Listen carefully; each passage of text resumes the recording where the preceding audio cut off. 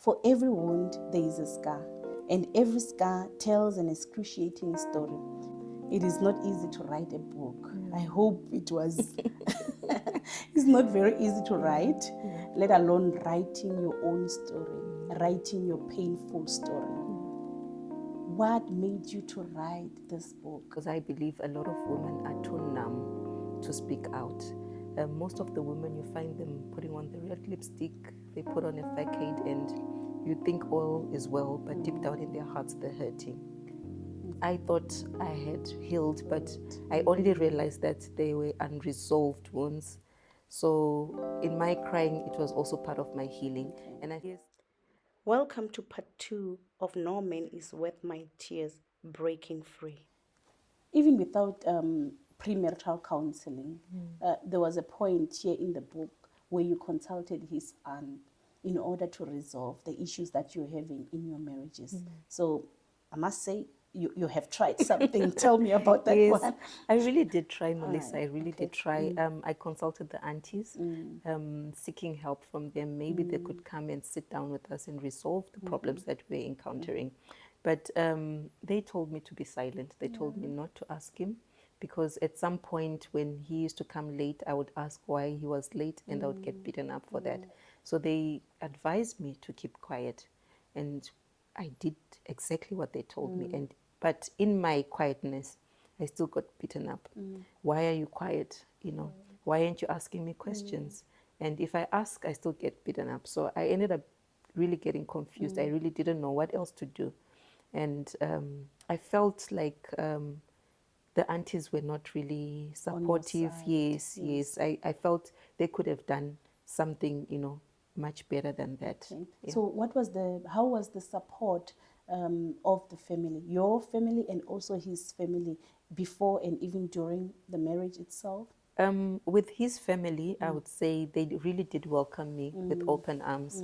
I don't really have an issue with them. They really welcomed me. But when it came to my side, my parents really didn't give me their blessings. Okay, So it's like I went into a marriage that I didn't get any blessings from my parents. Okay. They were really hurt with the drastic measures that I'd taken. Okay. Yeah. All right. Okay. Friend's betrayal, and that is chapter 6 of this book. And this time we are talking about a friend of yours who is a female friend, is not a friend of an opposite side. So you are a friend with this lady, and at the end, she was now cheating Yeah. with Mr. X. Tell me about that one. That was a painful encounter. It was very painful because remember, it's two people that I loved that are betraying me. So with my best friend, she was somebody that I took as a sister, and we grew that bond. I confided in her. I would tell her basically everything that was happening in my life. Trusted Yes, I her. really trusted her. But she broke that trust because she took advantage of my situation. Okay. Whenever I would have a misunderstanding with Mr. X, she would go behind my back and give a shoulder to, lean on to Mr. X. And then he also fell into that trap, and then they ended up falling in love. So that was really painful for me. It's something that I didn't expect. But yeah, like they say, there's a proverb that says your best friend can be your worst enemy. So it happened. So sharing your marriage life with your friend, that was not a good idea on your side. It was not a good idea. I think sharing, we need to really know what to share and where that's to true. end. That's true. We need to know what to say, because it's not everything that you will share that, people will like. Okay. Yeah. So I think that is the mistake that I did. I didn't set boundaries. Okay. I just, made my marriage like an open book for her. She basically knew everything. Okay, so she was your best friend. Yes. In that matter. So at this point, having a best friend who cheated with your ex, who was your husband at that time, do you struggle when it comes to trusting friends? I don't have a problem with trusting friends, but Okay. I've learned to set boundaries. That's what I've learned. I've learned to set boundaries. I can have a friend, but they need to know where to draw the line. This is where we end. This is our friendship, not your friendship with my husband. So I draw the line and say this is where we end, so that you know where to step and where not to step. So yeah. But I really don't have a friend. I have people that I talk to. That's me. That's me. Yeah. Did you forgive her? Yes, yes. I had to. I had to forgive her, because carrying her was going to be a very heavy load for me. That's It very wasn't easy. It was a process for me to forgive, but I had to let go.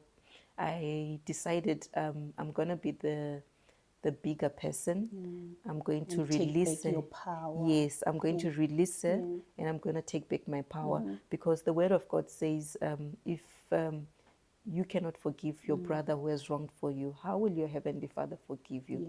So I had to take that measure and forgive and set myself free. And you took back your power. Yes. Now you are a counselor. Yes. You are a writer. Yes. You are happily married. Yes, So if very. you didn't forgive, it was not going to be easy Yes. for you to move on, because you will have her in your mind and also in your heart. Yes, That's yeah. true. So the wake-up call. This is the part where, you were beaten. You were beaten. Tell me about that. Yeah, that was the last days of my marriage with Mr. X. It was very painful for me, because I remember vividly that day when I was beaten up. He dragged me to the veranda, and our veranda had that screen wall. So he said to me, I'm going to beat you up until the whole neighborhood And hears if it you. was today's, we were going to take videos and Yes, make sure that we definitely. post it on social media. I was going to go viral, my sister. I was going to be, one of those viral people. Yeah. Yes. So he dragged me and he said, I'm going to hit you until all the neighbors come out. But he did exactly that. And what really pained me is he beat me in front of my daughter. So she saw everything that happened. And up until the neighbors came out. But the neighbors couldn't rescue me. They couldn't help me because the gate was locked. We had a long duro hole, and the veranda screen also was locked. So they basically looked at me. They just watched me getting abused, being beaten up. And the next moment, I just, passed on. I don't know what happened. The next thing I remember, I was in the hospital. Yes, yes. Okay. So, and then also before that, there was also a part where you asked your ex about the relationship that he had with a friend, and there he raped you. Yes. Oh, yeah. That's another painful encounter, because he got angry and he said to me, "Why did you confront my side chick?" So I told him that no, I had all the right to confront, because this girl knew that I was married to Mr. X. And I just went and told her that you need to stop this. So he beat me up. And after beating me up, he had a bottle of beer that he had, and he shoved it in my private parts. And after so doing, he forcefully forced himself on me. So it was, imagine, double pain of a bottle and of a human being forcing themselves. So that's when I lost my self-esteem. Yeah, I lost my self-esteem. I lost my pride. I lost my confidence. I was just crushed. I hit rock bottom. It was really hard for me. And I remember it took me 2 weeks to recover from that pain. I couldn't literally walk. Yeah, and I had to lie at work. That to cover. Yes, just to cover up. Yeah, that's how painful it was. Yeah. So most of the people, when they go through such kind, they will, hide around their makeup. They will, we always have something, to cover. How did Yes. you cover your own pain going through that? How did you cover it? How did you make sure that people don't see what is happening in that marriage? Well, with me, I think the smile. Okay. I would put on a fake smile Right. and pretend as if everything is okay. And, you cannot go around washing your dirty linen. No. You cannot go around telling people this is exactly what I'm going through, because it's not everybody who's going to feel sorry for you. So I had to embrace myself and tell myself, carry yourself, walk tall, put on that smile and pretend as if everything is okay. But deep down, I was bruised. I was hurting. I was crushed, yeah. You also spoke about losing your self-confidence. Most people, when they go through things, then that's where they lose who they are. They lose their confidence. They feel like, they are failures, Failures, yes, yes. So how did you recover from there? Because now you are a lady. Oh How did you yes, recover yes. from Now I'm very mindful. I'm demure. Okay. Um, it took me time to recover. It's not something that happens instantly. It's Yeah, not that's something that true. can be microwaved.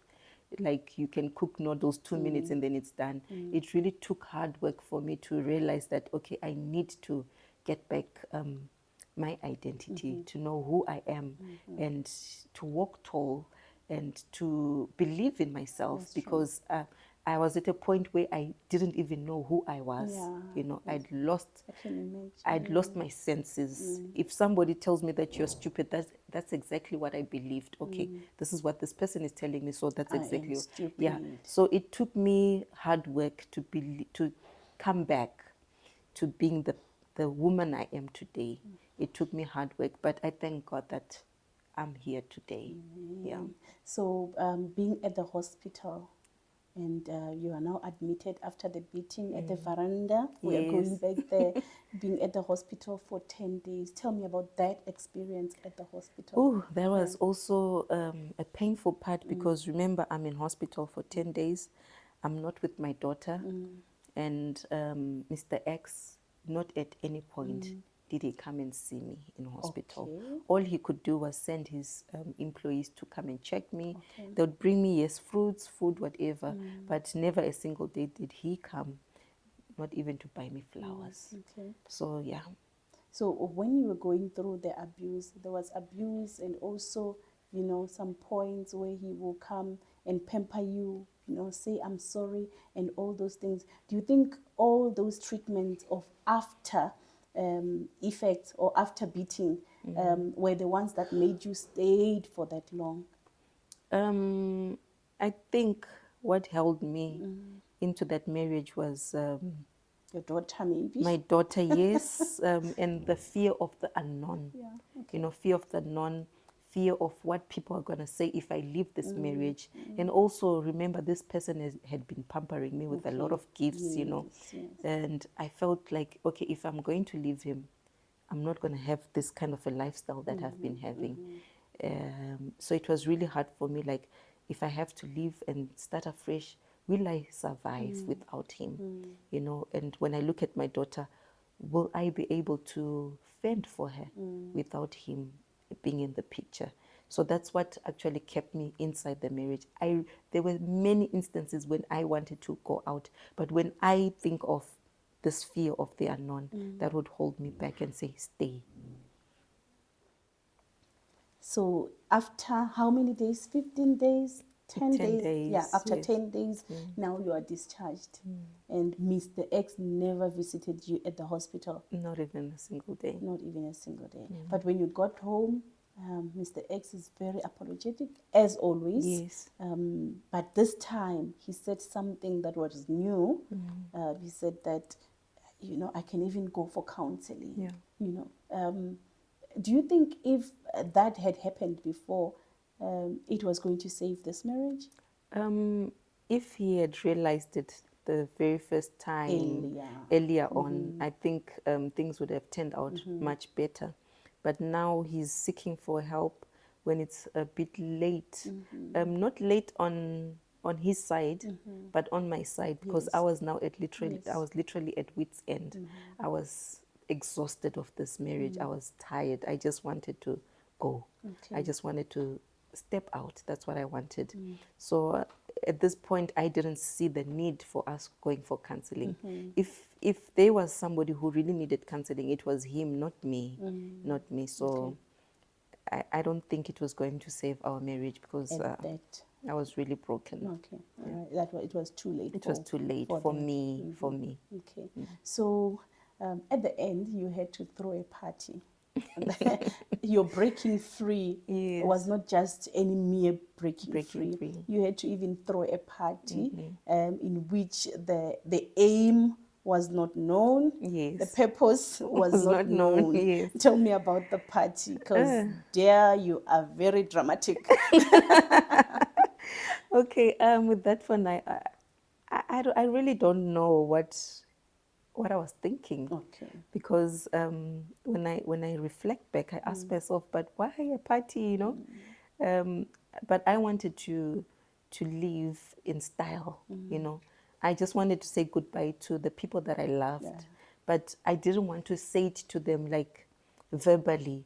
I just wanted to do a farewell, to say, okay, I've had good times with you people. I still love you, but this is the end of me. I have to go. It was time up for me. So what I did is I planned a party, and I told Mr. X to fund for it, Okay. which he gracefully did fund All for right, it. okay. And but when he was funding for the party, he asked me what the party was for, and I told him, okay, it's just a get-together party, you know, because I've been in hospital, so I need to call all my friends and relatives to come, you know, just to appreciate one another and to love one another. But the actual purpose of that party was my farewell party. Okay, all right. And so when everybody came through for the party, they kept asking me, why are we having a party? What's the purpose? And I literally told them that it's just a get-together party, you know. But deep down, I knew this was goodbye. Yeah, and I'm This sure was he was goodbye. also wondering, because a party after you being at the hospital, Hospital. and the cause of you being at the hospital was Hospital. himself. But Yes. still, there is a There's a party to say, party. come Yes. celebrate my life. I'm still alive. Yes. I just also wanted to give him a benefit of the doubt, so that he doesn't think, okay, Maybe she wants to maybe, leave. yes. So I just wanted him to think everything is back to normal. We are that couple, we are trying to fix things. But I knew I'm done. You're done. I'm done. How did you finally leave the house? Okay, it was 3 days after the party, and he had a business meeting in the capital city. So I did what I never used to do. I woke up early that morning, prepared for him, which I never even did. So I prepared for him and made sure that for sure he's gone. Okay. And what I did is, on his way to the capital city, I kept calling to check, how far are you? You know, I'm trying to be that you loving wife, you know. And then he told me that, no, I've arrived. The moment he said I've arrived, I was like, okay, fine. This is my chance. It's now or never. So that's when I said, I'm taking my things and I'm leaving. And then you left. And I left. And when you left, did you have any kind of counseling? And how did now your healing came through? Well, when I left, I went back to my father's house, and it was really hard for me. It was really hard because remember, I'm a returning soldier. Yes. Did he pursue you? Did he Yes, go back to you and yes. say, please come back? He did, definitely he did. It was hard for me because now I'm a returning soldier, and you know, the neighbors will be like, oh, she came back from a failed marriage. You know how people always talk. They don't know what was happening, but they'll always have something to say about it. So it was really hard for me because a lot was being said about me, you know. And Mr. X also came back to pursue, and he promised me all these lavish things. I'll buy you a house, I'll buy you a car. But I told him, I'm not coming back. I'm tired. I'm really tired. And at this point, I was that kind of a person that if it means me suffering, I would rather suffer as long as I have my peace. Yeah. That's true. This is the statement that you have written. My biggest strength was to ultimately break free from being emotionally, physically, and sexually abused. I had to move on with my life, though at the same time I was engulfed with fear reinforced by the little voice that whispered in a corner of my mind that I could not live without him. So you have moved on. Yes, I have moved on. It wasn't easy because remember that there's that small voice that kept telling me you can't do it without him. But I managed to silence that voice, and take up my decision to say, I'm moving, I'm leaving. And that's exactly what I did. And now you are happily married. You married for how long? 17 years now. 17 years. Yes. Wow, that's a decade and a half. And congratulations on that. Thank you. I cannot wait. I cannot wait for the next podcast where she will be telling us about how she muddled through after breaking free.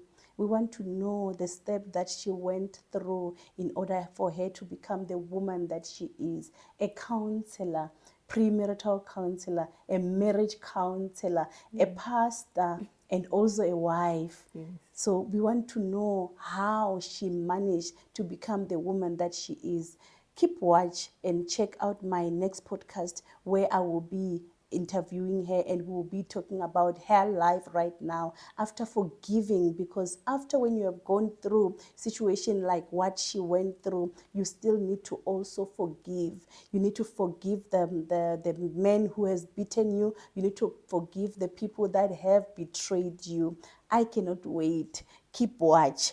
And for you to get a copy of this book, please visit Amazon and search for the name of the book, No Man is Worth My Tears, Breaking Free by Pamela Phiri. Also, you can check the details that we're going to put on the screen for you in order to get this book from us. Thank you so much for watching this podcast. Let's see you on the next one. Lesson learned from No Man is Worth My Tears podcast. Healing is not an overnight process. It takes time. Pamela Phiri taught us that sometimes you may feel like you are finally over something, but still find those wounds opening. Journaling may be an important tool to assist in the healing journey. Pamela received her complete healing while writing her own story. Forgiveness is also a tool to regain your power and also to regain your peace. It helps one get rid of past hurts, find inner peace, and also find inner healing. Our past and present circumstances do not have to determine our future identity. Pamela went through the worst, but now she is happily married, a counselor, a pastor, a mother, and a writer. No matter what you go through, do not lose who you are. Pull yourself up and try again. Thank you for watching.